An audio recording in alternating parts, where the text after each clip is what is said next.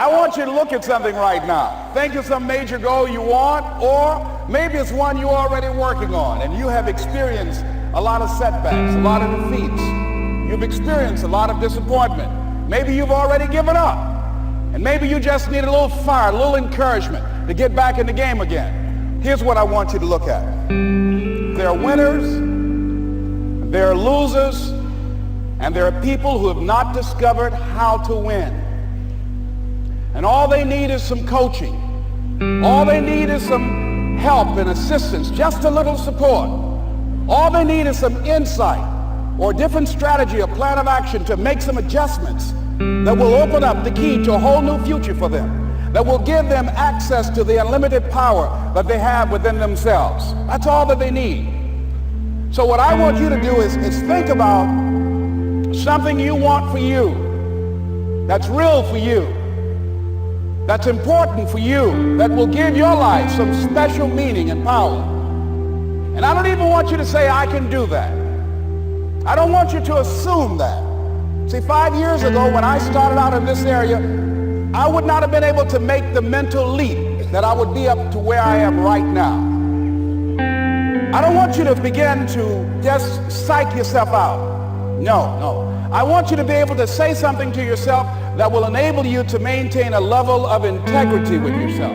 That when you say this, even when you face tremendous setbacks, it will be a benchmark to keep you in the game, to keep you moving forward and experimenting and readjusting your strategy and your plan of action, continuously looking for ways to win. So what is that something? When you got an idea you want to move on, you might not have the money, you might not have the education, you might not have the support or the resources you need. What is that something that can keep us going, that will enable us to act on our dream? What's one of those keys that will begin to help us to discover the secrets to our dream? Here's what I want you to repeat after me, please, with power and conviction. Say, it's possible. That's all I want you to do when you look at your dream. Just say to yourself every day, it's possible. Just say that every day to yourself, it's possible. Because what does that do? See, it begins to change your belief system. See, the way in which we operate, ladies and gentlemen, it's a manifestation of what we believe, what's possible for us. Whatever you've done up to this point, all that it really is a duplication, it's a reproduction of what you believe subconsciously that you deserve and what's possible for your life. Most people operate out of their personal history, out of their memory, things they have done, things they've experienced, things they've seen, things that they have observed. What I'm suggesting that you operate out of a larger vision of yourself. I want you to see yourself doing what you want to do, experiencing what you want to experience, having what you want to have, doing what it is that gives your life some meaning and value. Operate out of your imagination, not your memory. Because whenever you look at where you want to go, I'm wanting to warn you, you will have some conversation back here after you go through the data that you've experienced in life saying you can't do it.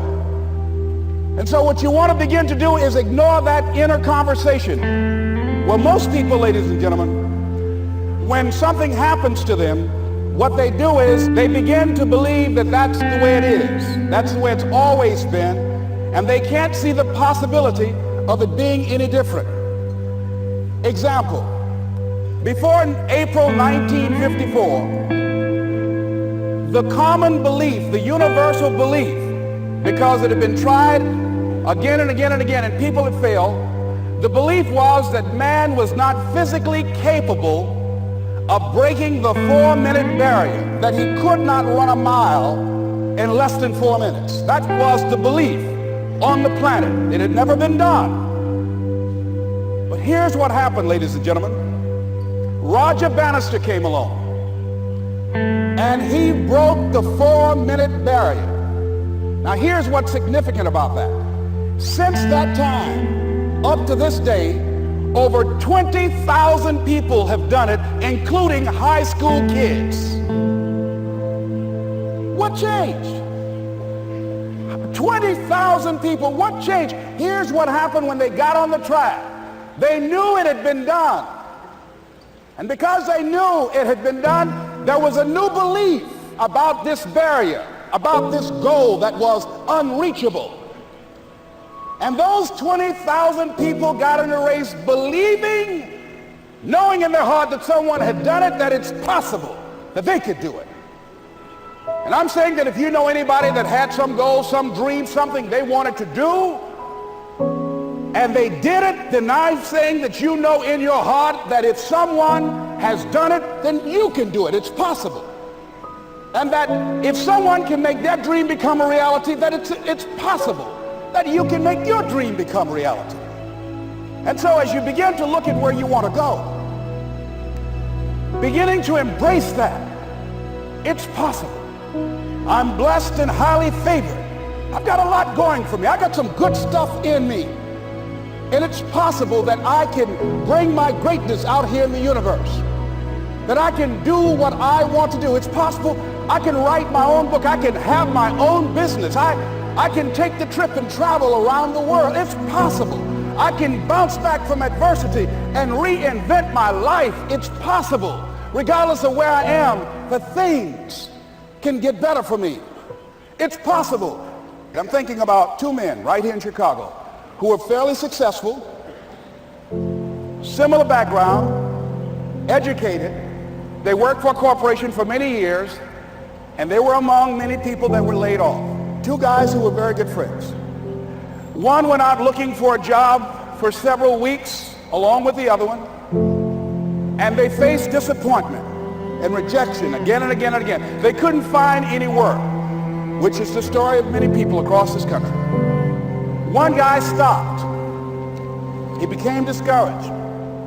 He stopped going. He stayed home looking at television, became very argumentative and toxic with his wife, drinking beer, getting on the phone, talking to his other negative, unemployed friends. And he just gave up. The other guy kept looking for a job everywhere he could go. Every time he could get an opportunity, kept asking people, networking, checking the newspapers every day. Kept going everywhere he could, trying to find a job. You have too much education. You're overqualified. You won't be here long enough. He kept going. He kept going. He went to a place and said, look here, I tell you what, if you can't hire me, and I know you can use my talents, abilities, and skills, I don't want to sit home and do nothing. Just let me do some volunteer work. You don't have to give me anything, all right? I just want to work. I want to be busy. Guy said, okay, it's on you now, but don't expect me to give you anything. It's okay. This guy came in and worked. He was the first one there. The last one to leave was the best employee there.